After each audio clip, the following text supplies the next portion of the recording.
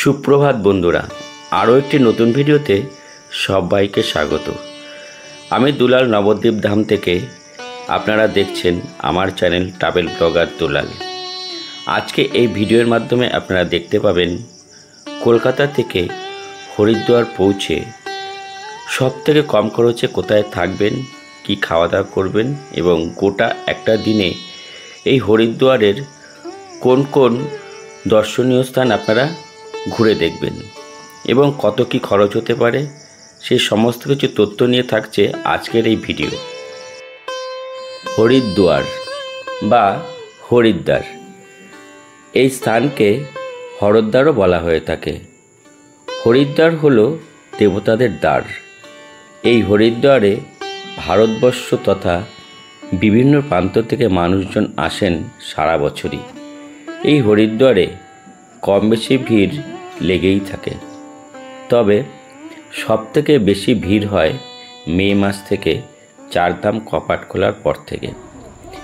কলকাতা ও কলকাতার আশেপাশ থেকে যারা হরিদ্বার যেতে চান তাদের জন্য মাত্র 3টি ট্রেনই হাওড়া থেকে ছাড়ে: উপাসনা এক্সপ্রেস, কুম্ভ এক্সপ্রেস এবং দুন এক্সপ্রেস। এই ট্রেনগুলির টাইম: কুম্ভ এক্সপ্রেস সপ্তাহে 5 দিন ছাড়ে দুপুর 1টার সময়, শনি, রবি, সোম এবং বুধ, বৃহস্পতি। মঙ্গল ও শুক্রবার ছাড়ে উপাসনা এক্সপ্রেস ওই দুপুর 1টায়। 1309 দুন এক্সপ্রেস প্রতিদিন ছাড়ে রাত 8:25। সমস্ত ট্রেনের ভাড়া আমার ডেসক্রিপশন বক্সে দিয়ে দিলাম, প্রয়োজনে দেখে নেবেন। আমরা হাওড়া স্টেশন থেকে 1546 কিলোমিটার পথ অতিক্রান্ত করে সুন্দর একটি সূর্যাস্তের মুহূর্ত উপলব্ধি করতে করতে পৌঁছে গেলাম হরিদ্বার স্টেশন। হরিদ্বার স্টেশন থেকে বেরিয়ে অটো করে মাথাপিছু 5 টাকা ভাড়া দিয়ে আমরা মিনিট 5-এর মধ্যেই পৌঁছে গেলাম ভারত সেবাশ্রম সংঘ। ভারত সেবাশ্রম সঙ্গে পৌঁছে আমরা 3 জনে থাকার মতো একটি রুম নিয়ে নিলাম। আমাদের এই রুম বাবদ খরচ পড়ল 600 টাকা। এই হলো 237 নম্বর রুম, ভারত সেবাশ্রমের ঘর। এই 6-7 একটা বেড রয়েছে আমাদের 3 জনের জন্য, আর নিট অ্যান্ড ক্লিন বাথরুম রয়েছে, বেশ পরিষ্কার পরিচ্ছন্ন, খুব সুন্দর ব্যবস্থা। ভারত সেবাশ্রম সংঘ থেকে মাথাপিছু 15 টাকা ভাড়া দিয়ে আমরা পৌঁছে গেলাম হরকিপৌরির ঘাটে। এই স্থানকে ব্রহ্মকুণ্ডও বলা হয়ে থাকে।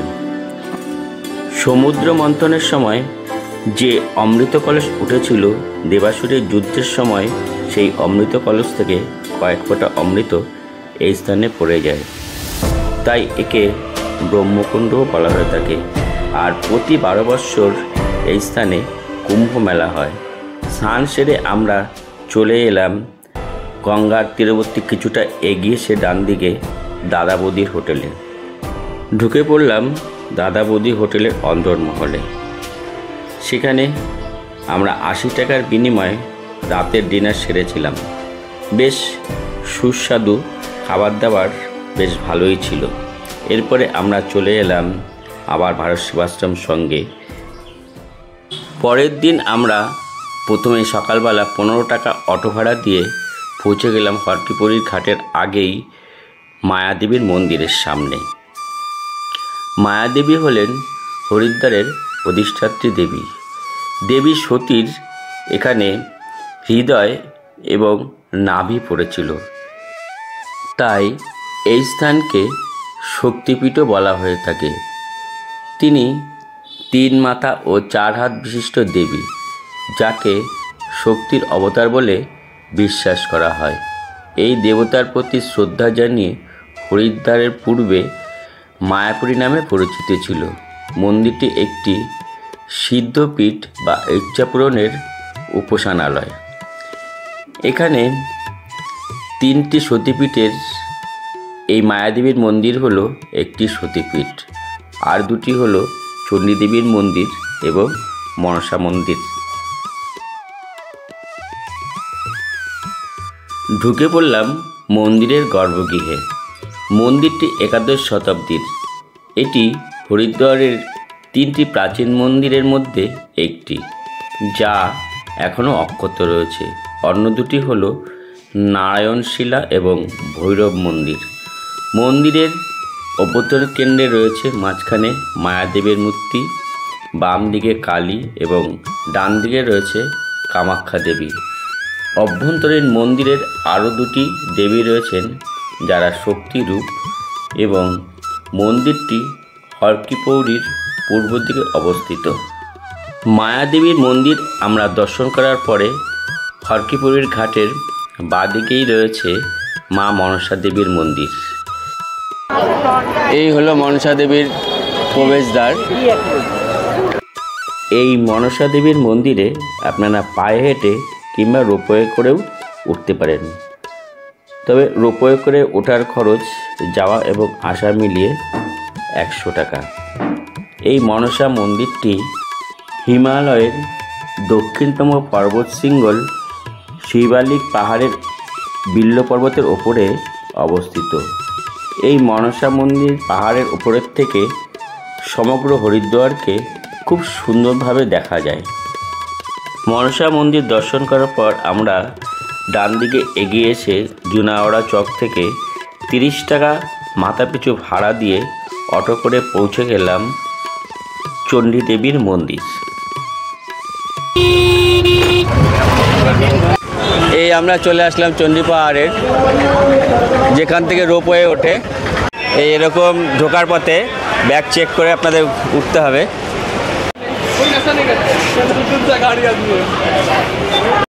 চণ্ডী দেবীর মন্দিরে রোপওয়ে করে ওঠার মাথাপিছু ভাড়া পড়ছে 220 টাকা করে।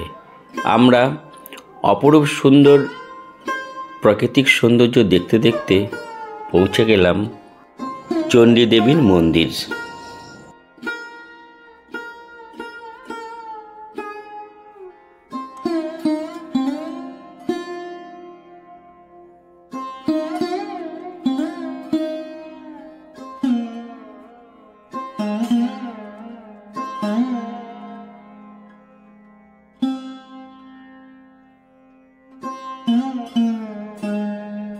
মিনিট 5 রোপওয়ে চলার পর আমরা পৌঁছে গেলাম চণ্ডী দেবীর মন্দিরে। এখান থেকে কিছুটা আগে আমাদেরকে নামিয়ে দিয়েছে। এই বাকি পথটা আপনাদেরকে পায়ে হেঁটেই পৌঁছতে হবে। আর এই রাস্তায় আপনারা পেয়ে যাবেন পুজো দেওয়ার ডালি 50 টাকা এবং 100 টাকার বিনিময়ে। আর এখানে খুব সুন্দর লস্যি বিক্রি হচ্ছে 50 টাকা এবং 60 টাকার বিনিময়ে। আমরা এখান থেকে 50 টাকার বিনিময়ে পুজোর ডালি নিয়ে নিলাম। আর এখানেই জুতো রাখার ব্যবস্থা রয়েছে। এটা হলো মন্দিরের মেন গেট। আমরা মন্দিরের ভিতরে প্রবেশ করছি। এই হলো চণ্ডী দেবীর মন্দির। চণ্ডী মাতা এবং সিদ্ধপীঠও বলা হয়ে থাকে। আমরা মন্দির দর্শন করে বেরোলাম। এখন আমরা নিচে নেমে যাচ্ছি।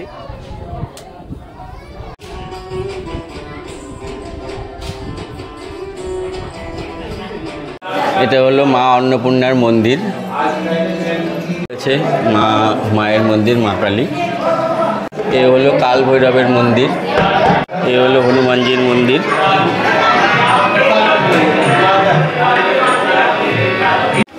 আর এখানে অনেক প্রসাদের দোকান রয়েছে।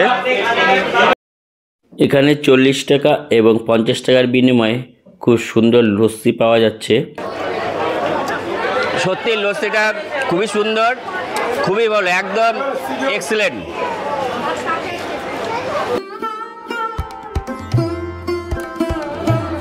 এখানে আছে মাতা সন্তোষী মাতার মন্দির। এই রয়েছে হনুমানজির মন্দির। চলুন আমরা দর্শন করে আসি।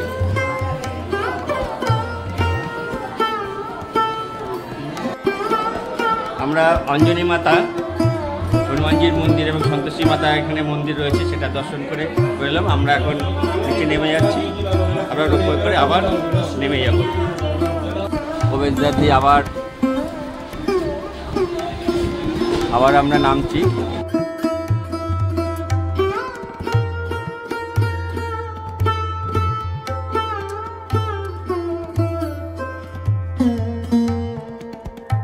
আমরা চণ্ডীদেবীর মন্দির দর্শন করার পর একটা অটো রিজার্ভ করে নিলাম।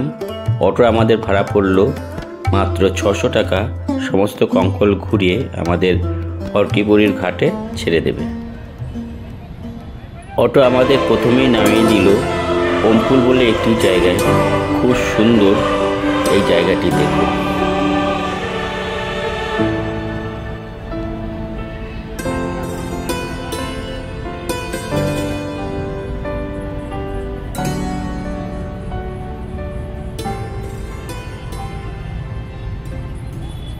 যেতে পড়েছে মানব কল্যাণ আশ্রম। এখানে রয়েছে শিব পার্বতীর অর্ধনারীশ্বর মূর্তি, এক পাশে রয়েছে শ্রীকৃষ্ণ, আরেক পাশে রয়েছে বিষ্ণুদেবের মূর্তি। অপরূপ সুন্দর এই মন্দিরটি, আর এই জায়গাটাও অসাধারণ সুন্দর। এরপর চলে এলাম আমরা জগৎগুরু আশ্রমের ভিতরে। এই হলো জগৎগুরু আশ্রমের জগৎগুরু মহারাজ। আর এরপরে আমরা দেখতে পেলাম এখানে রয়েছে একটি কালী মন্দির এবং আরও রয়েছে রাম রাবণের যুদ্ধের সময় যে রামসেতু তৈরি করা হয়েছিল যে পাথর দিয়ে, তার একটি পাথর এই মন্দিরের ভিতরেই রয়েছে। কালী মায়ের মন্দির।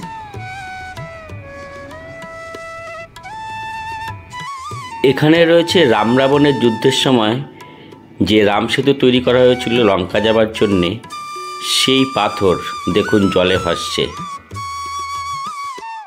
আমরা জগৎগুরু আশ্রম দর্শন করে বেরোলাম, বেশ ভালো লাগলো। আপনারা যাওয়ার পথে এখানে ঘুরে যেতে পারেন, আপনাদেরও খুব ভালো লাগবে। আমরা চলে আসলাম এই মুহূর্তে হরিহর আশ্রম।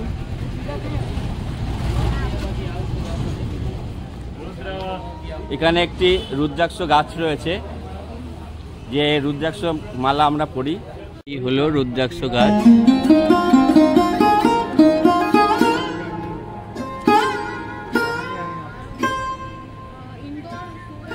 এখানে রয়েছে সোমেশ্বর মহাদেবের মন্দির। তো চলুন দর্শন করে আসি।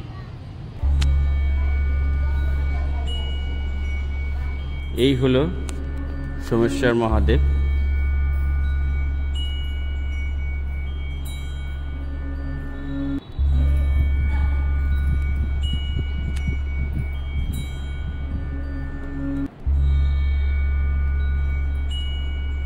মহামৃত্যুঞ্জয় মন্দির।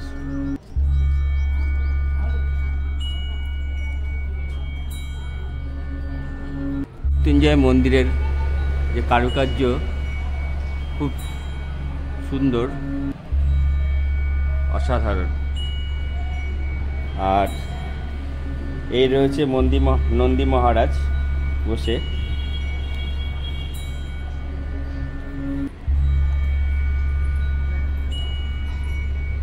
এই হলো মহামৃত্যুঞ্জয় মহাদেবের মন্দির। এরপরে আমরা চলে এলাম সতী মায়ের বাপের বাড়ি তথা দক্ষযজ্ঞের বাড়ি তথা মহাদেবের শ্বশুর বাড়ি। আমরা ঢুকে পড়লাম মন্দির চত্বরে সিংহদুয়ার দিয়ে। এই স্থানেই রয়েছে সেই দক্ষযজ্ঞের শেষ স্থান, যেখানে প্রতিনিন্দা সহ্য করতে না পেরে সতীমা দেহত্যাগ করেছিলেন। বিস্তারিত তথ্য আমার কঙ্কল ভ্রমণের ভিডিওতে দেওয়া আছে, প্রয়োজনে ভিডিওটা দেখে নেবেন। আমার ডেসক্রিপশন বক্সে লিঙ্ক দিয়ে দিলাম। এই হলো মন্দিরের ভিতরের যজ্ঞকুণ্ড, যেখানে সতীমা দেহত্যাগ করেছিলেন।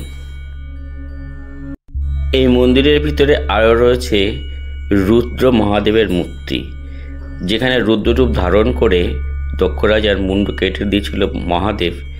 সেই রুদ্র মূর্তি এখানে পুজো করা হয়।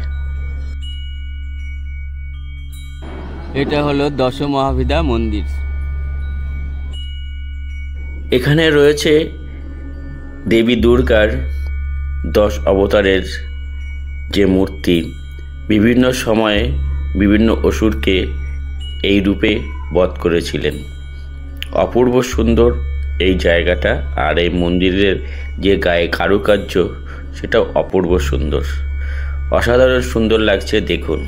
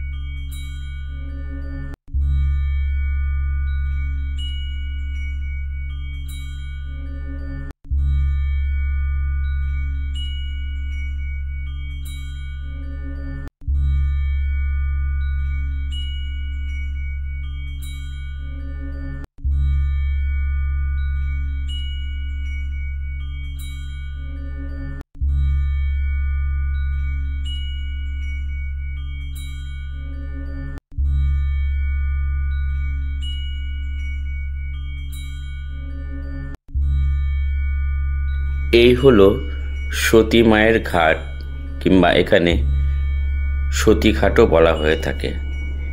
এখানে স্নান করে পুজো দেওয়ার রীতি রয়েছে।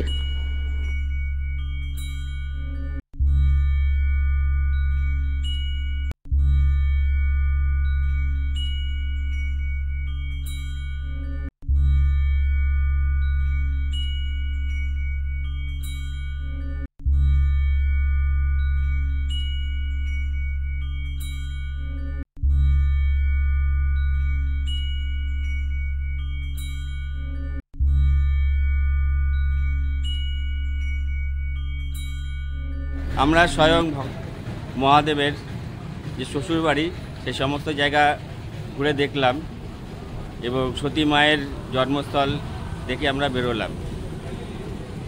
চলে এসেছি আনন্দময়ী মা মন্দির। তা চলুন আনন্দময়ী মাকে আমরা দর্শন করে আসি। এই আনন্দময়ী মায়ের মন্দিরে কনস্ট্রাকশনের কাজ চলছে।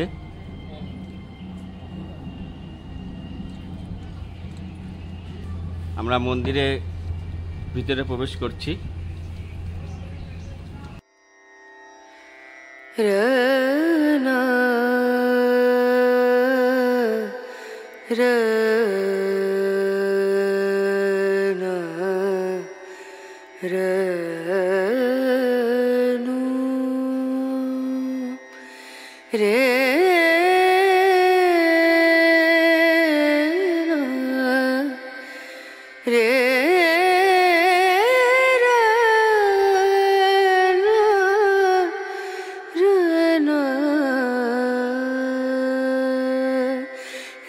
नजरिया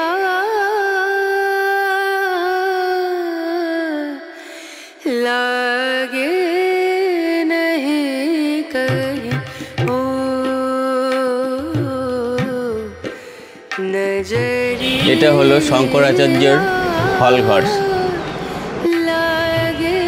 এই হলো শঙ্করাচার্যের হলঘর।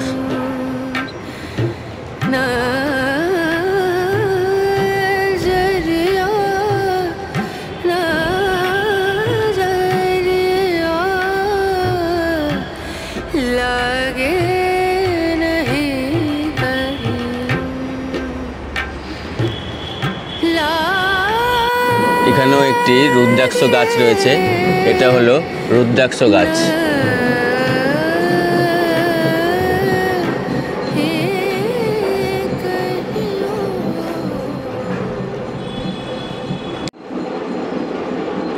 এই যে আপনারা যে জায়গাটা দেখতে পাচ্ছেন দক্ষযজ্ঞের জায়গা, দক্ষযজ্ঞ যে করেছিল আপনারা গল্প শুনেছেন, সেই দক্ষযজ্ঞের জায়গা। এখানে দক্ষযজ্ঞ সমাপ্তি করা হয়েছিল। এই সেই স্থান যেখানে দক্ষযজ্ঞ করা হয়েছিল এবং দক্ষযজ্ঞ সমাপ্তি করা হয়েছিল। সত্যি এরকম স্থানে যে কোনোদিনও আসবো আমরা ভাবতে পারিনি। স্বয়ং ভাবা যায় সেই দক্ষযজ্ঞ যেখানে করেছিল সেই জায়গা, আর সেই সতী মহাদেবের নিন্দা শুনে যে দেহত্যাগ করেছিলেন সেই জায়গা। এখানে দক্ষযজ্ঞ করা হয়েছিল এবং সতী দেহত্যাগ করেছিল। সময় আপডেট বৈকাল 3টে আমরা দক্ষযজ্ঞের তথা সতী মায়ের বাপের বাড়ি আমরা দর্শন করে আবার টোটোতে উঠে পড়লাম। আর আপনারা এখন রাস্তার দুধারে যে সমস্ত জায়গাগুলি দেখছেন, প্রতি 12 বছর অন্তর এখানে কুম্ভমেলা অনুষ্ঠিত হয়। এই মুহূর্তে আমরা পাস করছি কঙ্খলের মহাশ্মশান ঘাট। এই মহাশ্মশান ঘাটের চত্বর অতি সুন্দর, আর প্রত্যেককেই আসতে হবে এই মহাশ্মশান ঘাটে। অপূর্ব সুন্দর জায়গা।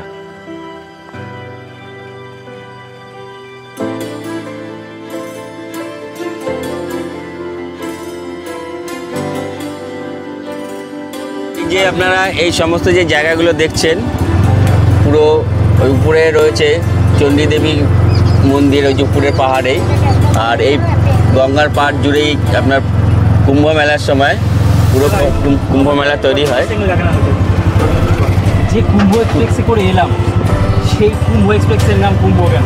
কারণ আসেই হচ্ছে এই পর্যন্তই, আর এখানে হয় কুম্ভ মেলা।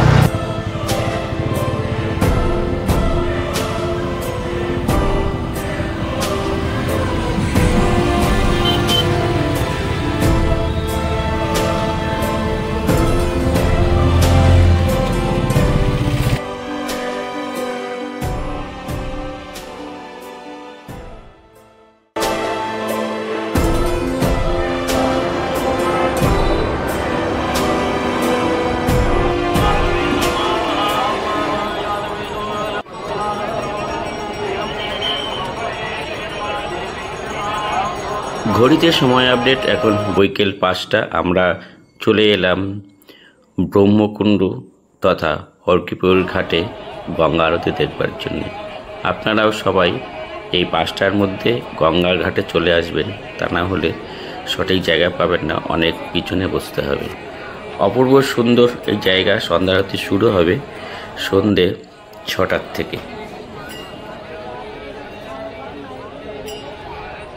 প্রতিদিন ভারতবর্ষের বিভিন্ন প্রান্ত থেকে, দূর দূরান্ত থেকে এখানে লক্ষাধিক ভক্তের আগমন ঘটে এই গঙ্গার তীরে সন্ধ্যা আরতি দেখবার জন্যে।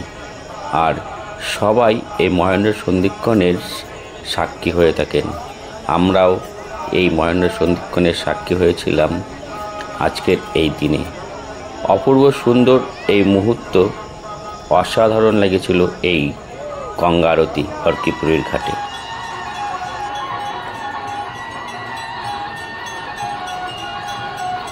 আজকের এই হরিদ্বার ভ্রমণের ভিডিওটা আপনাদের কেমন লাগলো, আপনাদের মূল্যবান মতামত কমেন্ট বক্সে জানাবেন। আপনাদের প্রত্যেকটি মতামত আমাকে আরও নতুন ভিডিও তৈরি করতে আগ্রহী করে তোলে। আরও একবার আপনাদের কাছে বিশেষ অনুরোধ, আপনাদের মূল্যবান মতামতটি কমেন্ট বক্সে জানাবেন। আমরা গঙ্গা আরতি দেখবার পর গঙ্গা আরতি তাপ গ্রহণ করলাম। ভিডিওটা আজকের মতো এখানেই শেষ করছি। দেখা হচ্ছে আপনাদের সাথে আগামী পর্বে। ততক্ষণ আপনারা ভালো থাকবেন, সুস্থ থাকবেন এবং ভালোবাসা দিয়ে আমার পাশে থাকবেন। শুভ সন্ধ্যা।